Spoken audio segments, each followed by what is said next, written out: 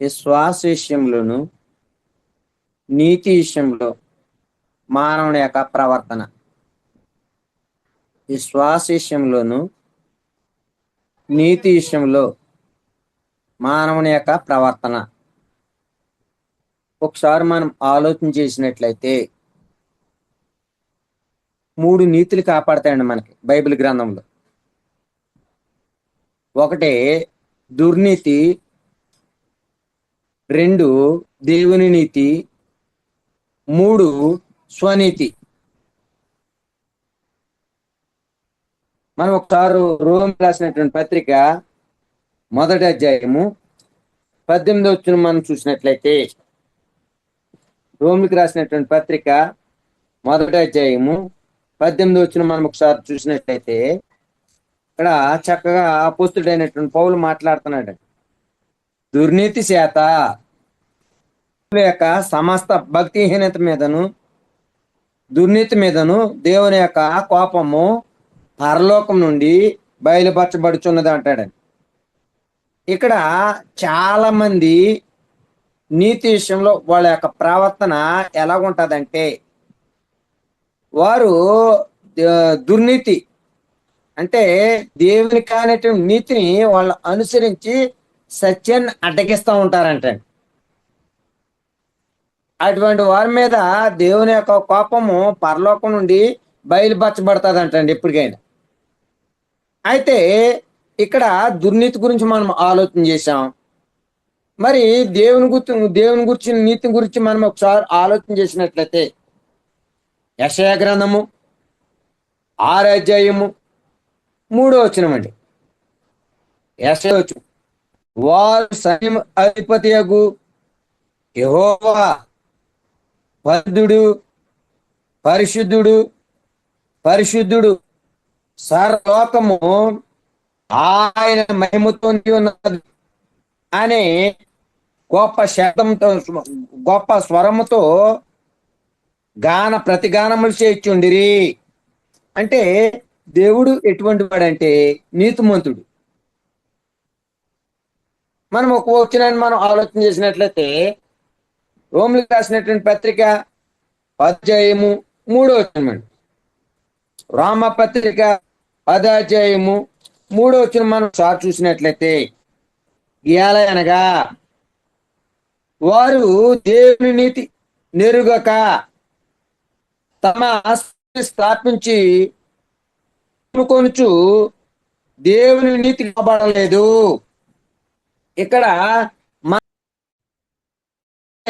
దుర్నీతి, 2 దేవుని నీతి, 3 స్వనీతి. అంటే ఎవరు ఏ విశ్వాసుల యొక్క ప్రవర్తన ఎలాగున్నదంటే నీతి విషయంలో చాలా మంది దుర్నీతి చేత సత్యాన్ని అడ్డగిస్తున్నారండి. వారు దేవుని నీతిని ఎరగక వారి స్వనీతినే లోకంలో వాళ్ళ సొంత నీతిని ప్రదర్శిస్తూ ఉన్నారు.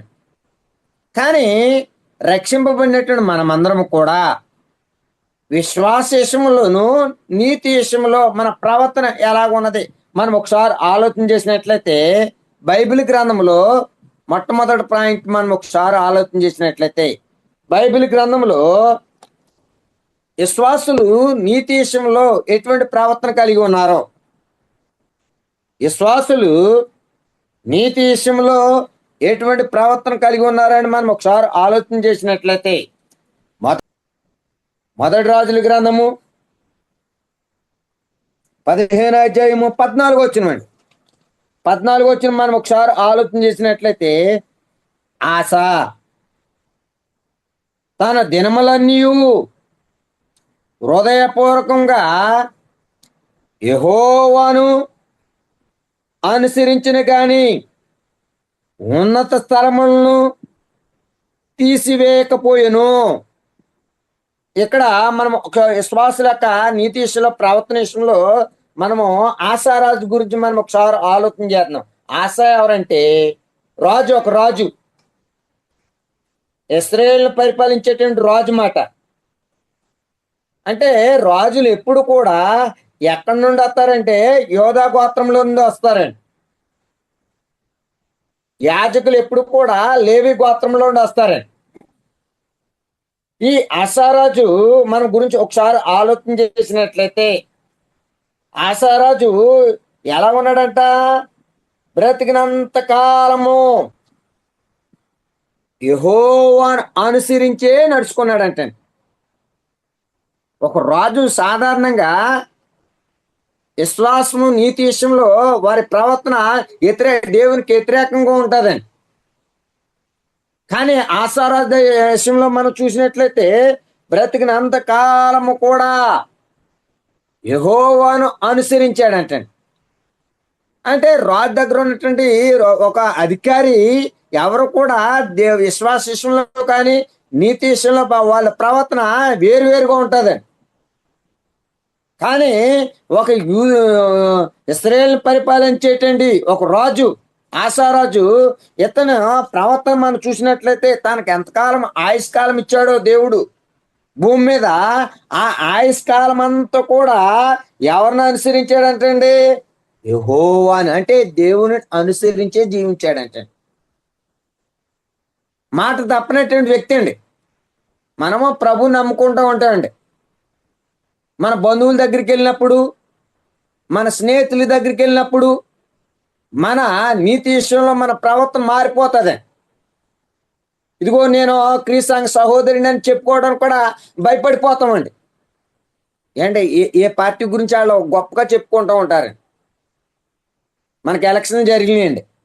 ఆ ఎలక్షన్లో పలానా పార్టీ అని చక్కగా చెప్పుకుంటారు, సిగ్గుపడరండి వాళ్ళు. కానీ దేవుని యొక్క పిల్లలుగా దేవుని యొక్క సంకల్పంలో మనం జన్మించిన తర్వాత క్రీస్తు యొక్క సంఘము అని చెప్పుకోవడం చాలా మంది సిగ్గుపడుతున్నారు. క్రీస్తు యొక్క సంఘములే. అయితే ఇక్కడ ఆసారాజుని గురించి మనం ఒకసారి ఆలోచన చేసినట్లయితే, ఆసారాజు తన బ్రతికినంత కాలము కూడా భూమి మీద దేవుడు ఎంత ఆయుష్కాలం అయితే ఇచ్చాడో, ఆ ఆయుష్కాలం ఒక్క దినం కాదండి, అతను బ్రతికినంత కాలం కూడా ఎవరిని అనుసరించి నడుచుకున్నాడంటే దేవుణ్ణి అనుసరించి నడుచుకున్నాడంటే. మరి మనకు దేవుడు ఎంత ఆయుష్కాలం ఇస్తున్నాడండి? రక్షింపబడిన తర్వాత మనము కూడా ఆసారాజులాగా బ్రతికినంత కాల ఎవరి మీద ఆధారపడాలంటే యెహోవా మీద ఆధారపడి, యెహోవా ఎటువంటి నీతిమంతుడో ఆ నీతిని అనుసరించి మన విశ్వాసం కొనసాగించాలండి. విశ్వాసంలో కోల్పోలేదండి ఆసారాజు. విశ్వాసం చేయడండి. తన బ్రతికినంత కాలం కూడా దేవుడు నీతిమంతుడని గుర్తాడండి. ఆ దేవుడు నీతిమంతుడని గుర్తారు. అందుకనే యెహోవాను అనుసరించే నడుచుకున్నాడంటే. ఒక రాజు నడవడం అంటే సామాన్యమైనటువంటి విషయం కాదండి. అయితే మనం ఒకసారి చూసినట్లయితే రెండవ దినవృత్తాంతాల గ్రంథము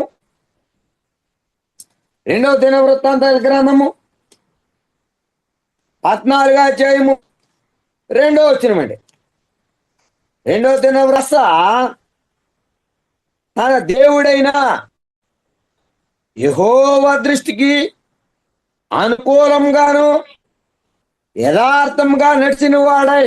ఇక్కడ దినవృత్తాంతాల గ్రంథంలో కూడా పరిశుద్ధాత్ముడు అనేకమైనటువంటి విషయాలు గ్రంథంలో రాయించాడు. అయితే ఆసారాజు విషయంలో మనం చూసినట్లయితే యెహోవా దృష్టికి అనుకూలంగానే నడిచాడంటే. మనం పై వచ్చినంలో మనం ఏం చేయాలి? యెహోవాను అనుసరించాడంటే ప్రతింతకాలం కూడా. అంతేకాదు ఇక్కడే మనం చూసినట్లయితే యెహోవా దృష్టికి అనుకూలంగానే నడిచాడంటే. తన ప్రవర్తన దేవునికి వ్యతిరేకంగా లేదంటే. విశ్వాసం మార్పులేదండి, రకరకాల విశ్వాసాలు రాలేదంటే. ఒకే ఒక విశ్వాసం మీద దేవుని మీద కనిపించాడండి. అంతేకాదు యెహోవాను అనుసరించే, యెహోవా ఎలాగైతే భూమి మీద ఎలా నీతిమంతుడిగా అయితే ఉన్నాడో అలాగే ఈ ఆసారాజు కూడా నీతిని అనుసరించి నడుచుకున్నాడటండి. అంతేకాదు మళ్ళా యథార్థతను అనుసరించి నడుచుకున్నాడండి. యథార్థవంతుడు అంటండి. ఒక రాజు దగ్గర ఇటువంటి గుణం ఉంటుందండి, అన్యమే కనపడుతుందండి.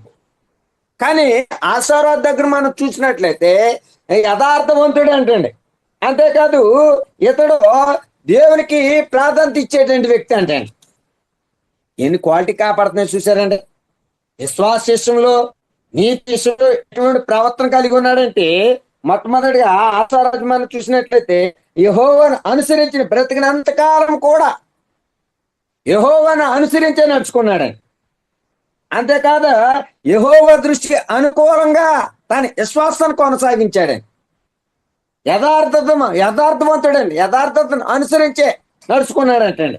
దేవునికి ప్రాధాన్యత ఇచ్చినాడు. అంటే మనం ఎన్ని గుణాలు చూడగలిగామంటే ఆశారాధ దగ్గర 4 చూడగలిగామండి.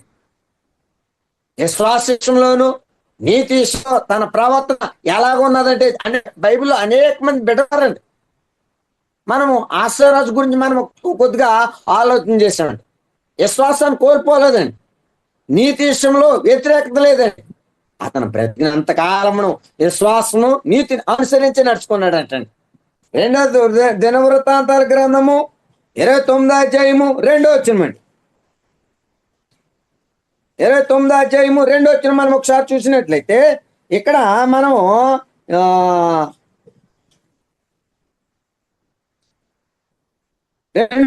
అతడు తన పితరుడగు దావీదు శరీ అంతటి ప్రకారము యెహోవా దృష్టికి యథార్థంగా ప్రవర్తించెను.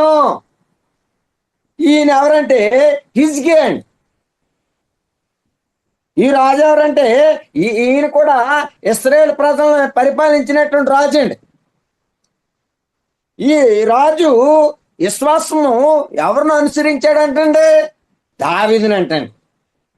అంటే దావీదు దగ్గర ఉన్నటువంటి క్వాలిటీ ఏంటంటే, దేవుడు అతను నా హృదయానుసారుడు అన్నాడు. అంటే మనము అనేక మంది భక్తుల్ని మనము వారి విశ్వాసం మాదిరిగా తీసుకుని నడవచ్చు అండి. మరి దావీదు కూడా రాజు అండి, ఇశ్రాయేలు ప్రజలను పరిపాలించేవాడండి. ఈయన ఎన్ని సంవత్సరాలు పరిపాలించాడంటే, ఈయన కూడా 40 సంవత్సరాలు పరిపాలించాడు. అంటే ఇజికి కంటే ముందున్నటువంటి వాడండి. ఈయన రాజు అయిన తర్వాత అంటే ఎవరిని మాదిరిగా తీసుకున్నాడంటే, దేవునికి అనుకూలంగా ఎలా ప్రవర్తించాడు, విశ్వాసాన్ని దేవుని విషయంలో ఎలా కనపరిచాడు, నీతి విషయంలో ఎలా ప్రవర్తించాడు, ఈ క్వాలిటీస్ చూసి దావీదుని అనుసరించి నడుచుకున్నాడంటండి. ఎవరో హిజ్కియా. అంతేకాదు ఇతడు యథార్థంగా ప్రవర్తించాడంటే, రాజు దగ్గర యథార్థత ఉండదండి, అంతా అన్యాయం కాపాడుతుందండి. ఈయన కూడా దేవుడు ఎటువంటి వాడంటే యథార్థవంతుడండి. ఆ యథార్థతను ఇతడు కూడా అనుసరించి నడుచుకున్నాడు అంటండి. మనం ఒకసారి చూసినట్లయితే 2వ దినవృత్తాంతాల గ్రంథము 31వ అధ్యాయము 20వ వచనం మనం ఒకసారి చూసినట్లయితే, కినీ పంతులు ఏర్పరచుటకు హిజ్కియా యోధా దేశమంతటను ఇలాగ జరిగించి తన దేవుడైన యెహోవా దృష్టికి అనుకూలంగాను యథార్థంగాను నమ్మకంగాను పని చేయించు వచ్చెను. అంటే ఇక్కడ మనం ఒకసారి ఆలోచన చేసినట్లయితే హిజ్కియా గురించి మనం చూసినట్లయితే తన దేవుడైన యెహోవా దృష్టికి అతడు అనుకూలంగానే ఇతడు యథార్థవంతుడుగాను నమ్మకంగా పనిచేసినటువంటి వాడంటండి. ఈ రాజు కూడా ఇశ్రాయేలు ప్రజలను పరిపాలిస్తున్నప్పుడు కూడా దేవుని దృష్టికి ఎలా ఉన్నాడంటే, మొట్టమొదటి మనం గుణం చూసినట్లయితే ఎవరిని మాదిరిగా తీసుకున్నాడంటే, విశ్వాస విషయంలో నీతి విషయంలోనూ దావీదును అనుసరించి నడుచుకున్నాడంటండి. ఇతడు యథార్థంగాను బ్రతికినంతకాలం దేవుని మీద ఆధారపడ్డాడంటండి, నమ్మకంగా పనిచేశాడంటండి. అంటే నీతి విషయంలోను విశ్వాస విషయంలోనూ తన ప్రవర్తన చెడ్డ మార్పు రాలేదంటండి. ఎవరి కొరకు బ్రతికారంటే దేవుని కొరకే బ్రతికారంటండి. ఒక రాజు అయ్యుండి కూడా అయితే మనము హిజ్కియా గురించి చూసాము, ఆశారాజు గురించి చూసాము. ఇంకో వ్యక్తిని గురించి మనం ఆలోచన చేద్దామండి. బైబిల్ గ్రంథంలో యోబు గ్రంథము 1వ అధ్యాయము 1వ వచనం మనం ఒకసారి చూసినట్లయితే, యోబు గ్రంథము మొదటి అధ్యాయం మొదటి వచ్చిన మనం చూసినట్లయితే ఊజు దేశమునందు యోబు అని ఒక మనుషుడు ఉండెను. అతడు యథార్థవంతుడును న్యాయవంతుడునై దేవుని యందు భయభక్తులు కలిగి చెడుతనమును విసర్జించినటువంటి వాడు. ఇక్కడ మనము యోబు గురించి మనం చూసినట్లయితే విశ్వాస విషయంలో కానీ నీతి విషయంలో కానీ యోబు ఎటువంటి ప్రవర్తన కలిగి ఉన్నాడంటే ఇక్కడ మనం చూసినట్లయితే ఎటువంటి వాడు అంటండి, ఇతను దేవుని దృష్టికి యథార్థవంతుడు అంటండి. యథార్థతను ఎప్పుడు కూడా కోల్పోలేదు అంటండి. అంతేకాదు న్యాయవంతుడు అంటండి. దేవుడు ఎంత నీతిమంతుడు, ఎంత న్యాయబద్ధంగా నడుచుకుంటాడో అటువంటి గుణము ఎవరిలో కనపడుతుందండి? యోబు న్యాయవంతుడు. అంతేకాదు ఇతడు దేవుని యందు భయభక్తులు కలిగినటువంటి వాడంటే ఎవరండి? యోబు. దేవుడంటే చాలా భయము భక్తి అండి. ఇలా దేవుని యొక్క పిల్లల దగ్గర, బాప్తం పొందినటువంటి పిల్లల దగ్గర భయము లేదండి, భక్తి లేదండి. ఇలా ఆరాధనకు రావడానికి భయపడతలేదండి. ఆరాధనలో మేము ఎలాగ మా విశ్వాసాన్ని కొనసాగిస్తున్నాము, దేవుడు అంగీకరిస్తాడా అంగీకరించడా అని చూడలేదండి ఇలా.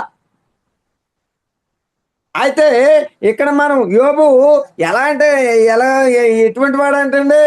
దేవుని యందు భయము భక్తి కలిగినటువంటి వాడు అంటండి. అంతేకాదు ఇతను బ్రతికినంత కాలం కూడా చెడ్డదాన్ని, దేవుడు అసహించుకున్న దాన్ని విసర్జించినటువంటి వాడంటే. ఈ గుణం మనలో ఉండాలండి. దేవుని మెప్పించేటువంటి గుణం అండి. ఒకప్పుడు మనం చెడ్డవారుగా ఉండొచ్చుమండి, కానీ నీతి విషయంలో, మన విశ్వాస విషయంలో రక్షింపబడిన తర్వాత మనం అంతకంతకు విశ్వాసాన్ని పెంచుకోవాలండి. అంతకంతకు నీతిమంతుడిగా తీర్చబడాలండి. రోమాపత్రిక మొదటి అధ్యాయం 16 వచ్చిన నీతిమంతుడు విశ్వాస మూలంగా అంతకంతకు జీవిస్తాడంటండి. ఇక్కడ యోబు చెడుతనాన్ని విసర్జించినటువంటి వాడంటండి. అంటే యోబులో ఎన్ని గుణాలు కనపడతాయండి? ఒకటే, నీతి విషయంలో, విశ్వాస విషయంలో తన ప్రవర్తన ఎలా కొనసాగించాడని దేవుని దృష్టికి యథార్థవంతుడిగాను, అంతేకాదు న్యాయవంతుడిగాను, అంతేకాదు దేవుని యందు భయము భక్తి కలిగినటువంటి వాడు, చెడుతనమును విసర్జించినటువంటి వాడే.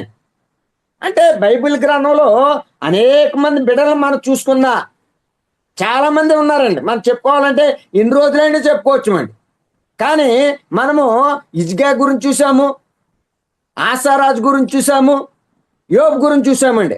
అయితే దేవుని యొక్క పిల్లల విషయంలో దేవుడు ఎలాగా మన గురించి ఎలా ఆలోచన చేస్తాడో మనం ఒకసారి చూద్దామండి. జపన్య గ్రంథము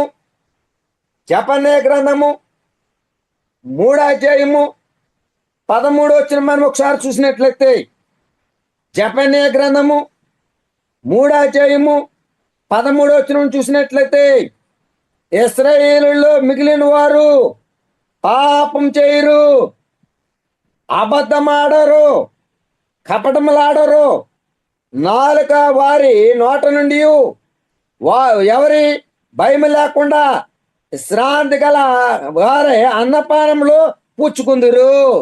ఇశ్రాయేలు ప్రజల గురించి దేవాది దేవుడు ఏం చేస్తున్నారు? ఆ పిల్లలు ఎటువంటి వాళ్ళు అంటండి? ఇశ్రాయేలు ప్రజలు అంటే ఎప్పుడైనా తన బిడ్డల గురించి చెడ్డోళ్ళని ఎవరు చెప్పుకోరండి. ఎంత చెడ్డ పని చేసినా సరే గర్భాన్ని పుట్టినటువంటి బిడ్డల గురించి తప్పుడుగా ఎవరు మాట్లాడరండి. ఒకవేళ తప్పు చేసినా వాళ్ళు హృదయంలోనే దాచుకుంటారు. మా పిల్లలు చాలా మంచివారని చెప్తారండి. ఇక్కడ ఇశ్రాయేలు ప్రజల గురించి ఏమంటాడండి? మా పిల్లలు ఎటువంటి వారు? పాపం చేయనటువంటి వారు. దేవుడు ఎప్పుడైనా పాపం చేశాడా? పాపం చేయలేదండి. మరి తన పిల్లలు కూడా ఏం చేయకూడదండి? పాపం చేయనటువంటి వారు అంటండి. దేవుడు ఎప్పుడైనా అబద్ధం ఆడినటువంటి వాడా? అబద్ధం ఆడినటువంటి వాడండి. ఎప్పుడు కూడా అబద్ధం ఆడలేదండి. మనం కూడా తన పిల్లలు కూడా ఎలా ఉండాలనుకుంటున్నాడండి? అబద్ధం ఆడినటువంటి వారుగా ఉండాలంటండి. మన నోట ఏ కపటం ఉండకూడదంటే, లోన్ పెట్టుకుని ఊలో అని బయట పెట్టుకుని మాట్లాడేటువంటి మాటలు మాట్లాడకూడదంటే, మన హృదయంలో ఏది ఉందో దాన్ని బట్టే మాట్లాడాలంటండి. నేను అందుకనే చాలాసార్లు ముక్కుసూటిగా మాట్లాడేస్తానండి. నేను చాలా మందికి వ్యతిరేకం అవుతూ ఉంటానండి. అంటే మాయ మర్మం లేకుండా మాట్లాడేస్తానండి. అందుకనే ఇక్కడ కపటంతో మాట్లాడకూడదండి. అంతేకాదు ఎవరికి భయపడకూడదండి. ఎవరికి భయపడాలి? దేవుడికి మాత్రమే. అంటే మనం మనం దేవుడు తన పిల్లల గురించి ఏం మాట్లాడారు? మా పిల్లలు ఎటువంటి వారంటే పాపం చేయనటువంటి వారు, అబద్ధం ఆడినటువంటి వారు, కపటం లేనటువంటి వారు, ఎవరికి భయపడినటువంటి వారు అని మనం చెప్తున్నాడు. మరి బాప్తిసం పొందిన తర్వాత దేవుని దృష్టికి మనం ఎటువంటి వారము? మనం ఒకసారి న్యూ టెస్ట్మెంట్లో మనం ఒకసారి ఆలోచన చేద్దామండి. కొరింథీ రాసినటువంటి పత్రిక, మొదటి పత్రిక 6వ అధ్యాయము 11వ వచనమండి. కొరింథీ రాసినటువంటి మొదటి పత్రిక 6వ అధ్యాయము 11వ వచనం మనం ఒకసారి చూసినట్లయితే ఇక్కడ ఏమంటున్నాడండి? 6వ అధ్యాయం 11వ వచనంలో, మీలో కొందరు అట్టివారై ఉంటిరి గాని ప్రభువైన యేసుక్రీస్తు నామమును మన దేవునికి ఆత్మయందును మీరు కడుగబడి పరిశుద్ధపరచబడిన వారై నీతిమంతులుగా తీర్చబడిరి. చూసారా మనం ఎవరమాట అండి? మనము కూడా ఒకప్పుడు అట్టివారమేనంటండి. ఎట్టివారము? బాప్తిసం పొందమును దేవునికి చెడ్డ పనులన్నీ చేసినటువంటి వారమేంటండి. యథార్థతను అనుసరించలేదంటండి. దేవుణ్ణి అనుసరించి నడుచుకోలేదంట. మన ఇష్టం వచ్చినట్టు కొనసాగించామంటండి. అయినప్పటికీ యేసు ప్రభు ద్వారా మనం యేసు ప్రభు విశ్వాసించడం వల్ల, ఆత్మ వల్ల కడగబడితే, అంటే పరిశుద్ధమైనటువంటి రక్తంలో కడగబడడం వల్ల మనం పరిశుద్ధపరచబడి మనం ఎలా తీర్చబడ్డామంట? నీతిమంతులుగా తీర్చబడ్డామంట. చూసారా? బాప్తిసం పొందిన తర్వాత కూడా దేవుడు నిన్ను ఎలా చూస్తున్నాడంటే, దేవుడు నీతిమంతుడు. మరి నీతిమంతుడు అయితే మనం కూడా ఎటువంటి వాళ్ళమంటండి? క్రీస్తు ఒకప్పుడు మనం ఎన్నెన్నో చేసినటువంటి వారు. అది సృష్టికర్త అనేటువంటి దేవుడే మనకు తెలియదండి. మనం ఎక్కడ జీవించాం, ఎలా దేవుని ఆరాధించాం, ఎలా ఆరాధిస్తే దేవుని దగ్గరికి వెళ్తాం తెలియనటువంటి పరిస్థితి అండి. అటువారు ఉన్నప్పుడు కూడా మనం యేసు ప్రభు ద్వారా పరిశుద్ధాత్మ చేత మన కడగబడి నీతిమంతులుగా తీర్చబడ్డమంటాడు. పరిశుద్ధపరచడమే కాకుండా మనం నీతిమంతులు మాట్లాడి దేవుడు ఎంత ఉన్నతమైనటువంటి మరి మన ప్రవర్తన ఎలా ఉన్నప్పటికీ కూడా దేవుడు ఏమంటున్నాడు? మీరు కూడా యథార్థవంతులే, మీరు కూడా న్యాయవంతులే, నన్ను అనుసరిస్తూ నడుతున్నారు, మీరు నీతిమంతులు అంటున్నాడు. అంటే మనం ఎలా అంటే దేవుని నీతి మనం పొందాం. మన సొంత నీతి కాదండి. దుర్నీతి చేత సంపాదించుకున్న నీతి కాదండి. ఇది దేవుని దగ్గర ఉన్న నీతి పొందామండి. అంతేకాకుండా మనం మనం ఆలోచించినట్లయితే మొదటి పత్రిక 6వ అధ్యాయం 20వ వచనమండి. కొరింథీ రాసినటువంటి మొదటి పత్రిక 6వ అధ్యాయం 20వ వచనం, ఇరువ పెట్టి కొనబడిన వారు కనుక ఈ దేహముతో దేవుని మహిమపరచుడి. అంటే యేసుప్రభు యొక్క రక్తంలో కడగబడిన తర్వాత మనం విలువైనటువంటి వారమంటండి. దేవునికి చాలా విలువైనటువంటి వారమంటండి. చాలా విలువైనటువంటి వారమండి.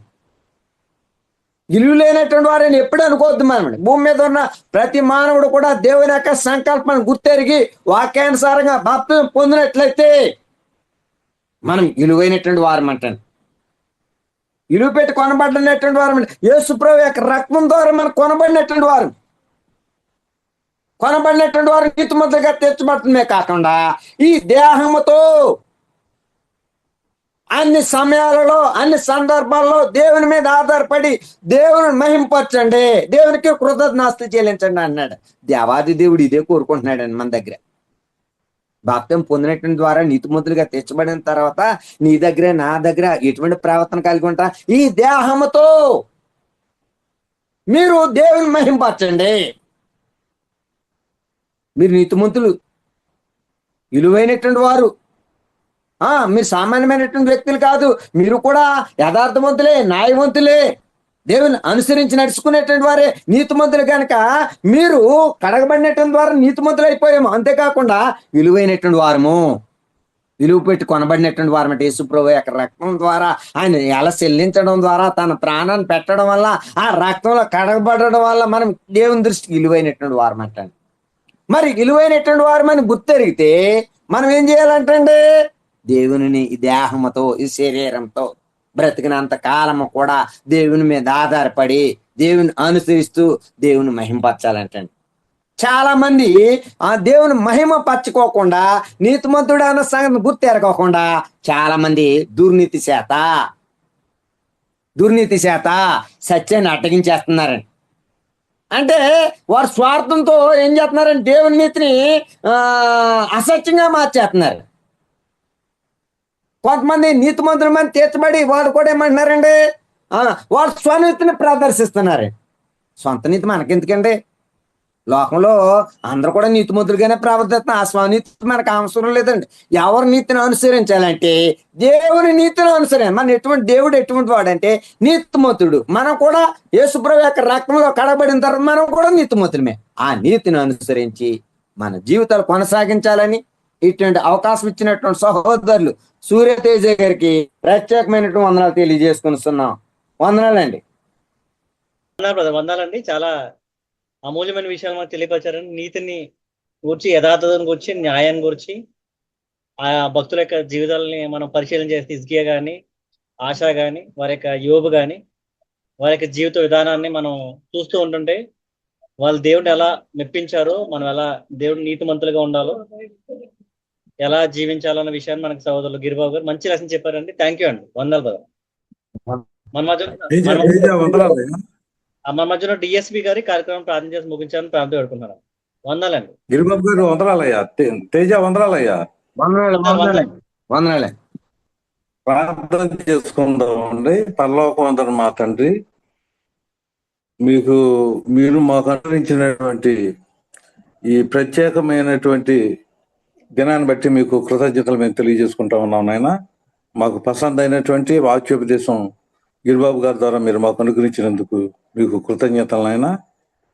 అదే రీతిగా సూర్యతేజ గారిని బట్టి నాయన, ఆయన కుటుంబ సభ్యులను బట్టి నాయన, ఆయన ముంబై పట్టణంలో ఉండేటువంటి స్థానిక సంఘాలను బట్టి మీకు కృతజ్ఞతలు మేము తెలియజేసుకుంటూ, అదే రీతిగా సురేంద్ర గారు వారి యొక్క కుటుంబ సభ్యులు, ఆయన యొక్క డెడికేటెడ్ టీముని బట్టి మీకు కృతజ్ఞతలు తెలియజేసుకుంటూ, నాయన వారు అనేకులైనటువంటి సేవకులను ప్రోత్సహించుండగా నాయన వారి ఎలా దయ చూపించాలని మేము ప్రత్యేకంగా ప్రార్థన చేస్తూ, నాయన వారిని అనేకులకు మేలుకరంగా, అనేకులైనటువంటి సేవకులకి ప్రోత్సహించేటువంటి వ్యక్తులుగా నాయన నీకు మహింకరంగా వారిని గొప్ప చేయాలని మేము ప్రత్యేకంగా ప్రార్థన చేస్తూ, నీ కుమారుని స్వాధిపీతలకు మలిచే ప్రసంగం మాకు అనుగ్రహించినందుకు మీకు కృతజ్ఞతలు తెలియజేసుకుంటూ, నాయన మా జూమ్ కుటుంబంలో ఎవరికైనా అనారోగ్యం ఉంటే వారికి ఆరోగ్యం ప్రసాదించండి. సురేంద్ర గారిని ఇంకా గొప్ప చేసి ఆయనకి ఇంకా ఆయుధారిక దేవుని ప్రసాదించాలని మేము ప్రత్యేకంగా ప్రార్థన చేస్తూ, ఎండ బారి నుంచి, ఎండ వేడి నుంచి మమ్మల్ని కాచి కాపాడాలని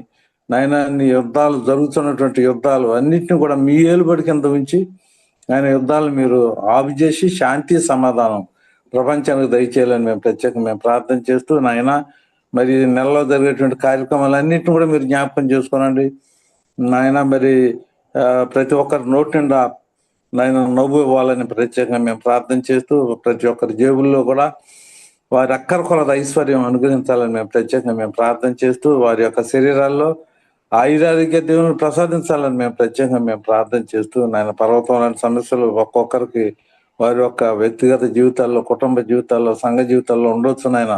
అటువంటి పర్వతం లాంటి సమస్యలు నాయన మీ సన్నిధిలో అంటే క్రీస్తు సంఘంలో అటువంటి పర్వతం లాంటి సమస్యలు మైను వల్ల కలిగించాలని మేము ప్రత్యేకంగా ప్రార్థన చేస్తూ, దయగల మా నాయన కొంతమంది మంచం మీద ఉన్నారు, వారికి మంచి ఆరోగ్యాలు దయచేయండి. నీ కుమారుని స్వాధిపేత మా అందరూ కూడా దయచేయాలని ప్రార్థన చేస్తూ, మంచి రెస్ట్ ఇవ్వాలని నాయన, నీ యొక్క ఆకాశ వాకిలిపి మమ్మల్ని అందరినీ కూడా జూమ్ కుటుంబ సభ్యులందరూ కూడా పేరు పేరున దీవించాలని, ఆశీర్వదించాలని, గొప్ప చేయాలని మేము ప్రత్యేకంగా ప్రార్థన చేస్తూ, యేసుక్రీస్తు నామమున బ్రతిమలాడి వేడుకొంచున్నాం మా ప్రియ పరలోకపు తండ్రి.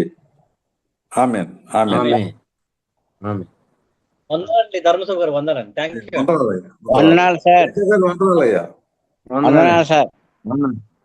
మంచి లెసన్ చెప్పారండి. థ్యాంక్ యూ అండి. వందనాలండి. ఓకే అండి. వందనాలు.